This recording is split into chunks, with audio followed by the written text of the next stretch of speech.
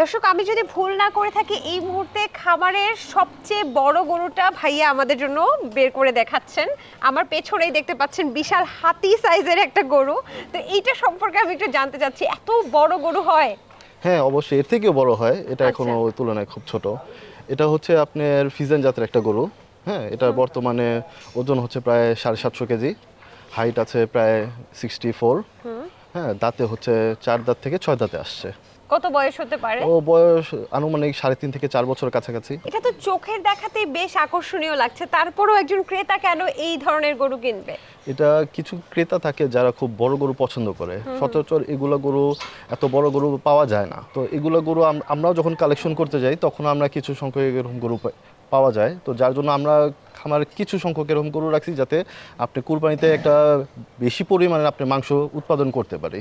এর শারীরিক গঠনের পাশাপাশি সাধারণত খামারে তো এরকম কুচকুচে কালো গরুগুলো খুব হাটে জনপ্রিয়, তাই তো, কোরবানির সময়। এবং সেই সাথে সাথে ওর যে মুখের গড়নটা, সেই সাথে সাথে যে দেখতে পাচ্ছি যে একটা মুকুটের মতো আছে, সেটা দেখেও কিন্তু একেবারে মনে হচ্ছে রাজা রাজা একটা ফিল, তাই না?